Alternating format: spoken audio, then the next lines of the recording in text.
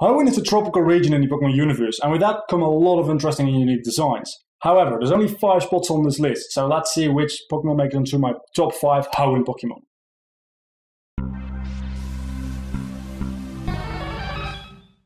Exploud. This one is a bit weird if I'm honest. It's only largely because it used to be my mascot before Totodile was. Back in the day when I first started doing YouTube. I figured every Pokemon has a mascot, and Exploud, or rather Loudred, was the first iconic Pokemon I got, so BAM! It became my mascot. Aside from that, in Generation 6 I like Exploud quite a bit as a special attacker with having Stab, Boom Burst, and with its hidden ability Scrap it can also hit Ghost types. Give this guy some choice packs and he'll kill anything in his path. The reason it's on the bottom of the list is even though I like using it and it was my mascot for a while, by any means, it's not that special. There is a reason it's not my mascot anymore. I really don't have much of an emotional connection to this Pokemon. Sableye. This guy is on the list because he has something quite unique going for him. He's a Ghost Dark type Pokemon, meaning that he's the only Pokemon with no weaknesses. Or at least he was, until Generation 4 introduced Spiritomb. Not to be confused with the Spirit Bomb, of course. That's something totally different. And then in Generation 6, when Fairies became a thing, everything special about this guy just disappeared. That's really nice and all, but I've stated before that Generation 3 was my introduction to the franchise, meaning yes, I am really nostalgic for these games, and the idea of having a Pokemon that can't be hit super effectively by anything just stuck with me. Even though these days Moonblast just murders this guy, and even though he's not that strong to begin with, as a kid I love the idea of this type combination and it has stuck with me all the way up until now. Even though the only Pokemon who can still claim not to be weak against any move is Electros, at this point Sableye does hold a special point in my heart. But then again, it is rather low on this list for the reasons I just gave as well.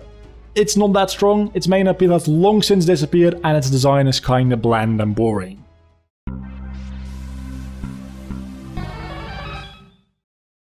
Milotic. I think it's obvious why this Pokemon is on the list, right? I mean, just the sheer difficulty of getting this Pokemon makes it worthwhile. Or at least, it did. Just like with Sableye, this Pokemon has kind of lost its value over the years. Let me explain how we got a Milotic back in the day and what it was worth.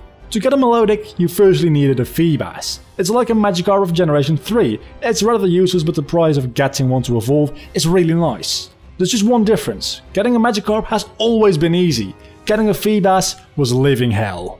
Feebas can only be found at Route 119, and it only will ever appear on 6 tiles on the entire route. This route has about 280 water tiles, making it extremely hard to find one of the tiles with Feebas in it. Aside from that, even if you were to find one of the tiles, it doesn't have a 100% encounter rate for him, meaning that there's a chance of skipping a tile because you think he's not even there. Feebas is not a rare encounter on these tiles by any means. Actually, it's pretty common, but finding a tile and then also finding a Feebas on it, let's just say the chance is really low, so you want to check every tile about 5 or 6 times before moving on. Well, now that you find it, let's evolve it. So, what level do I need to grind them up to, or do I use a Water Stone? Well, yeah, about that. The way to evolve Feebas is by maxing out its beauty stat, because getting it wasn't hard enough now, was it? You need to blend blue berries into Pokeblocks and feed them to Feebas. It is however possible to reach the maximum amount of Pokeblocks you can feed a Pokemon before maxing out a stat, making this Feebas useless to you and you need to get another one. That might sound scary, but as soon as you have one Feebas you can breed an army of them with a Ditto, so it's really quite easy compared to finding your first one. Well, after all of that you've probably spent about 30 or so hours at least to get Pokemon which is decent at best. You must feel so amazing right now. Well, at the time I was the first person in my school that actually got the Feebas, and I got a Milotic really quickly as well, and I started a Feebas farm with it. I traded Feebas against all kinds of different Pokemon. One kid even gave me his Deoxys for my Milotic. I had to evolve another one of the Feebases I had into a Milotic afterwards, but I had plenty of Feebas to evolve, so it really wasn't that big a deal to me. These days in Pokemon Omega Ruby and Alpha Sapphire there's 2 tiles where you have a 100% chance to find Feebas. Even though it's lost its value in a way, the trouble you had to go through to get one and the feeling when you finally catch that Feebas and evolve it into a Milotic will always stick with me. And that's the reason it has a spot halfway on this list.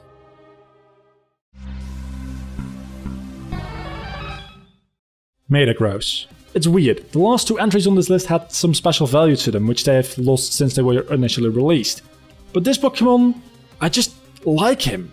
He's strong, rare, and you also need to go through some trouble to get him. You see, getting a Beldum isn't all that easy, but then again, it's nowhere near as hard as finding a Feebas. Once you have a Beldum, it remains useless until it evolves into a Metang, at which point it becomes kinda decent.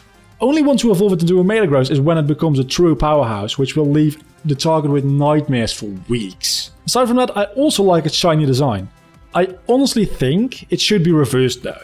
It makes much more sense to me to have a silver Pokemon with a golden cross on its face and have it blue and silver when it's shiny. I don't know, it just feels better that way. It might not be as nostalgic as the other entries on this list, but I do really like this one quite a lot. But it's still not the number 1 Pokemon on this list, is it? So let's move on.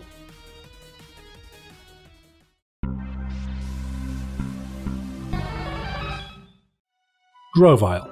Most of you probably did see this coming, and you probably also know exactly why it's on the list. So let's not bother with this Omega Ruby footage and switch to the reason we're here for. Yes, Grovyle is on this list for the sole reason of being the most interesting and diverse character I've ever seen in a game.